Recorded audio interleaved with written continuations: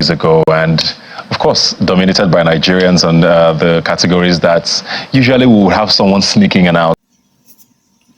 I don't want to make you rush. Just relax your mind.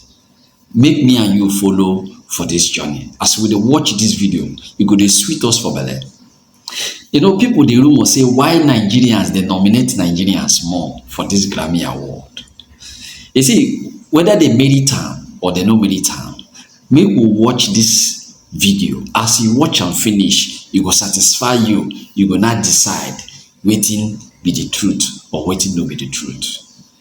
But before I go open the package, no forget say you go follow me, subscribe, touch the like button, share and make other people when they argue, when they talk all those things, you know, make they hear the truth wey dey there. Let's go there. Days ago, and of course dominated by Nigerians and the categories that usually we would have someone sneaking in and out. But there's a new category, first of all, the best African performance that has Ashake, Olamide, Ira Star, Burna Boy, Davido, and Tyler is the only South African who's in that category. Best global music album performance has Davido as well with Burna Boy. So it's heavily dominated by Nigeria, and Afrobeats continues to spread the gospel of soft power for the country. I'm joined here now by someone who is a guru in this, has done played in this space for so many years, co-producer of Afrima and the creative industry, as an entrepreneur as well. Olisa Adibua, thanks for joining us. Thanks for having me, man. It's been a while. Yes, very well. Thanks for coming back. I mean, when you saw these nominations now, a lot of people were excited. You know, this were in the past you'd have one person sneaking. For a long time, it was either the Sonia Days and the Femi Kutis. Then all of a sudden, Burna Boy started getting in the mix, and now we had Wizkid, and all of a sudden it's becoming like, okay, we're starting to own some of these spaces. We will have Burna Boy nominated in a mainstream, I use that in quotes, category for the first time. Yeah. What do you think about that? I'm very happy for everybody who's nominated. I mean, it's one of those things, it's the ultimate as far as musicians concerned, getting the Grammy nomination. And not just winning, just getting the nomination. I mean, Femi Kuti, Made, Seun Kuti have all been nominated before. But it shows you how it works. The voting system for the Grammys is not your usual stuff. It's a closed voting college. So a lot of it is dependent on the professionals who choose you. And if you notice, there's a pattern across all the nominees. They're all affiliated or part of a powerhouse in the music industry globally. You got people like Ashake, who's part of YBNL, but also Empire's there. Empire are big players. We don't know how big they are unless you go to America. You see how big they are. Burna Boy, of course, with Warner, Davido with Sony and RCA, Tyler, even with Epic. You know, so you have to look at it in terms of it shows you have to have a power behind you or be part of the power, so that they can expose you to the Grammy college. Sorry to cut you in there, because I just want to bring up something, because that's a very interesting point you're making.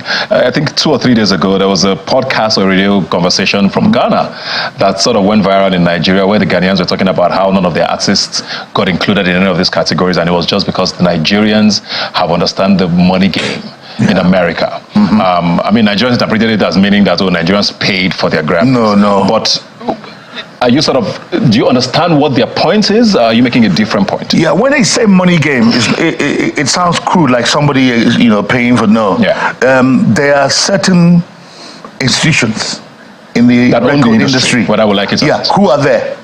They're gonna have artists nominated every year. They control the market, because there's certain amount of artists, certain amount of labels have to be played on radio, have to be on TV. So you have to understand that there's no year that's going to go by where you will not get an artist from Sony or Warner or Universal being nominated for a Grammy. Because they are the cornerstones, the 3 big giants of the industry. So they control the consciousness of the college. So you are there, you're David, you're in Africa, but you know what? Sony has the power to put you on the late night talk show circuit, where you get seen and heard by the potential voters of the Grammy College. Ashake has made appearances on those kind of platforms. Saturday Night Live, Jimmy Fallon, Jimmy Kimmel, all those shows. Then the same thing with Burna. And then Burna and people like David are also out there as well. They are very aggressive. So it's not just about having the big players behind you. You also have to have your own personal team and structure in place to brand you a certain way to get there. So you notice that all of them have a good team. I mean, Burna, we all know about Burna and Tibose, Mama Burna. She's awesome. Got an incredible team behind her. Though Davido has got his massive team behind with Asa and Prince. Who else is there? Ashake has Olamide, YBNL, and Gazi as well. Tyler has Epic, and she has a team led by a gentleman called Colin. They understand the game.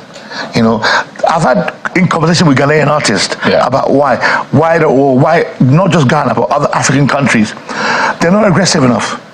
You know, you have to go out there. Because I just wanted to be sure it doesn't take away from the talent. No, it's not. Or the fact that these were great albums. No, these were great albums. Yeah. Listen, there were other albums, other artists who could have been, maybe should have been nominated, but they weren't because they're not out there like that, or they're not in your face. You know, if your name is Marley or your name is Morgan, the chances are, if you release an album for the reggae category, you'll get nominated. Do you see what I'm saying? I like where this power and money conversation is going now, because I want to talk about, what has sort of become a conversation locally here now. We've seen a lot of sort of music industry players here they brought it up a lot, and I'm sure it's something you know very well about and are passionate about. You know, the fact that it looks like the money is now being made outside of here. We have these artists who are blowing up, but when the money game gets interesting, they're all sort of relocating or getting signed by these international labels, and we can't compete with that anymore. Almost like locally, the music industry is too weak. I mean, we heard about a few concerts getting cancelled because we allegedly couldn't afford tickets to buy, these things. People can't afford to pay Nigerian artists anymore. We're hearing crazy, ridiculous amounts, $500,000 to have an artist at your show for 30 minutes, Have we lost out? Are we losing out? What should we be doing? We are losing out to a certain degree. But you see, it's an equilibrium kind of thing whereby the artists have to be careful as well, so that they don't price themselves out of the market for Africa. The scale of the economy of Africa is not the same as Europe or America or Far East. You can get $100,000 to perform somewhere in America, $500,000 perform, but $100,000 is 100 million naira here. That's a lot so of when money. you now, as a local promoter, how am I going to make my money back if I pay an artist $500,000? Even if I have corporate sponsors and branding behind it, I'm still not going to I'm going to come up short. So am I going to, risk it and end up owing money and losing money and going bankrupt because I want to put on a show with an African A-list artist? So they have to be careful about that. But also we have to appreciate that so what I would advise is that when there are certain territories, put a price on that. But when you come to certain territories, put another price. Have your price for other markets, Europe, America, Far East, but then look at Africa. Because if you don't, you're going to get priced out. You're going to price yourself out, and you're going to get forgotten. And then the next level, the next layer of artists coming in. And there are lots of them. They are, Ross, you don't even know how many. So before I do a lot of bookings. I was getting people asking me, so and so. Now, they're not asking me about those guys anymore. At the top, they've come down to the B+. The guys who are charging 50,000 or less, or between 50,000 and 100,000 to come and do a concert in Zimbabwe, do a concert in Rwanda. So you have to be. But you see, we have to. I'm happy that they've gone global, but we have to convince our local money to get into the business. The venture capitalists, the private equity. There's money here. There's a stack of money here for the industry.